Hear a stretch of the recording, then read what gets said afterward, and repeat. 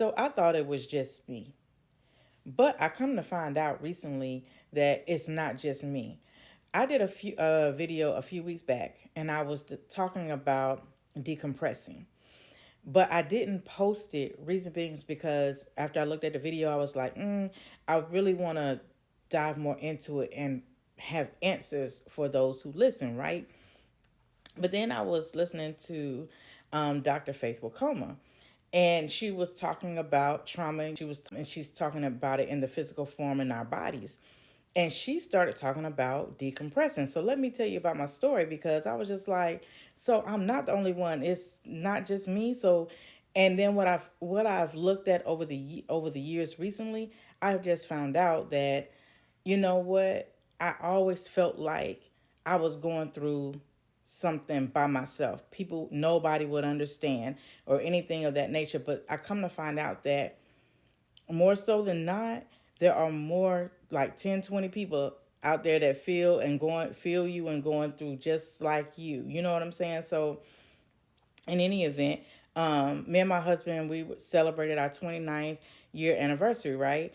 And so we were feeling down about some things, and it didn't feel like we could celebrate. It didn't seem like, celebration was going to happen, like we was going to be able to do what we do.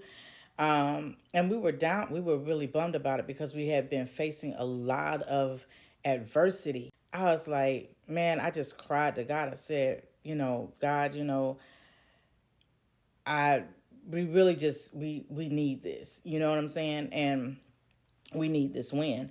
And then like he heard my prayers, and like we were able to go celebrate. We were able to do, we weren't able to celebrate like how we normally do it, but we was able to, go out, get a hotel, go to dinner, even had go to a different place for dessert. Like we were able to. When I say God had some rams in the bushes, he didn't have a ram. He had rams, okay, in the bushes. Feel me? So, but either way it goes, as we were, heading to the hotel to check in, I could not decompress.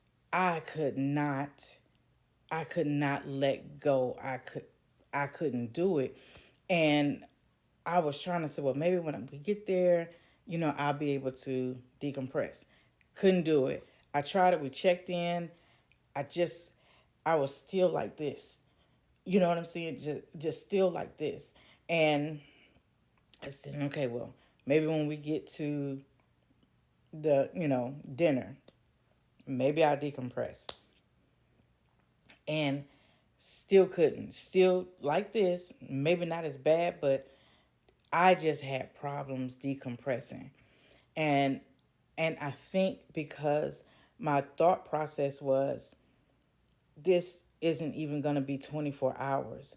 By next morning, me and my husband, we are going to have to go back in and re enter into what we just escaped from.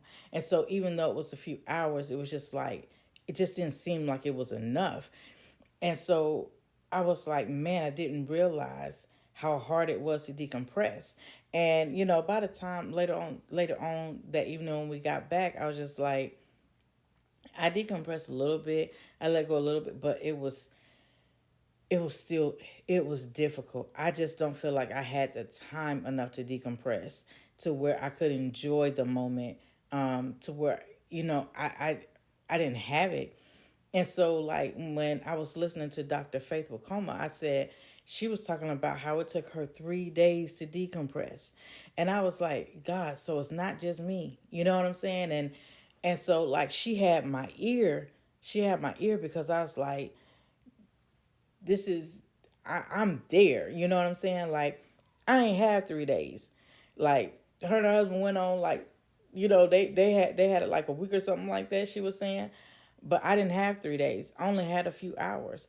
And I could not decompress just because my body was still in the mode of, okay, we got to go back in. We got to go back in. We got to go back in. That's all I was trying to not think that way, but I couldn't help it. And so when it comes to decompressing, I know that there's like 10 or 20 of y'all that's out there that feel like how I feel, right?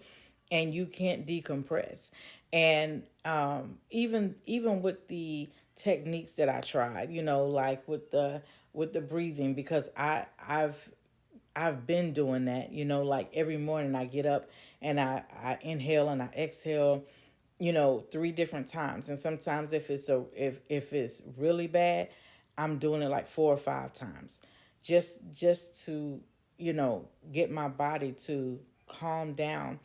But I know, and the problem is I know what's ahead of me. I know what I got to deal with. I know what I have to enter back into, and I know some certain things that have not subsided yet. You know what I'm saying? I haven't see we haven't seen the other side of victory. You know what I'm saying? We haven't seen the other side yet. So I